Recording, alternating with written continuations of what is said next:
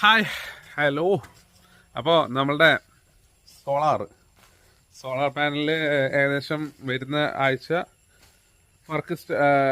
Working ആയി തുടങ്ങും.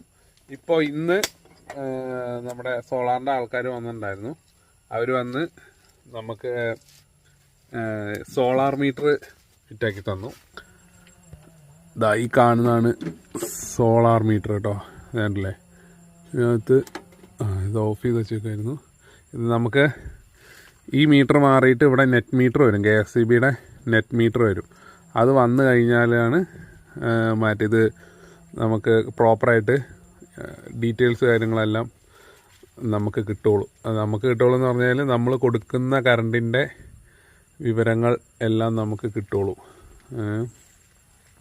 ഇതിനകത്ത് ഇപ്പോൾ അത്യാവശ്യം 230 വോൾട്ട് അല്ല 230 വോൾട്ട് സോളാർ വന്നു കഴിഞ്ഞപ്പോൾ ഏകദേശം 230 വോൾട്ട് വരുന്നുണ്ട് കേട്ടോ. നമുക്ക് ആദ്യം 230 ഉണ്ടായിരുന്നില്ല, ഒരു 180 വെച്ചിട്ടായിരുന്നു വന്നുകൊണ്ടിരുന്നത്. പിന്നെ നമ്മളുടെ പാനൽ ഇതെല്ലാം വർക്കായിട്ടോ. അതല്ല നമ്മൾ കറണ്ട് എത്ര കൊടുക്കുന്നുണ്ട് എന്നുള്ള, പ്രൊഡക്ഷൻ എത്രയുണ്ട് എന്നുള്ളതെല്ലാം ഇതിനകത്ത് കാണിക്കുന്നുണ്ട്. ഇതിൻ്റെ കൂടുതൽ വിവരങ്ങളൊന്നും നമുക്കറിയില്ല കേട്ടോ.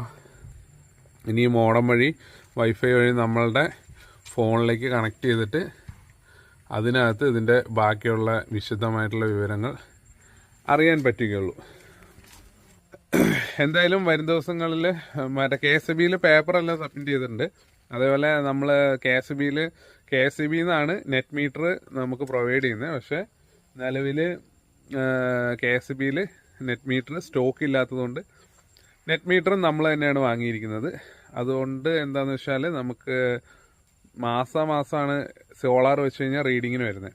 നെറ്റ് മീറ്റർ വെച്ച് കഴിഞ്ഞാൽ പിന്നെ അതിൻ്റെ വാടക കൊടുക്കണ്ട, നമ്മുടെ സ്വന്തം മീറ്ററാണ്, അപ്പം അതിന് വാടക കൊടുക്കണ്ട. ഇല്ലെങ്കിൽ KSEBയിൽ നിന്ന് വെക്കുന്നത് എന്നുണ്ടെങ്കിൽ നമുക്ക് അതിന് വാടകയും ചേർത്ത് കൊടുക്കേണ്ടി വരും. ഓക്കെ, അപ്പോൾ ഇനി നെറ്റ് മീറ്ററും വെച്ച് ഫങ്ഷൻ സ്റ്റാർട്ട് ചെയ്തതിന് ശേഷം ഇനി സോളാറിൻ്റെ വീഡിയോ ഉള്ളൂ. ഓക്കെ, അപ്പോൾ അതായിരിക്കും. ബൈ. Thank you.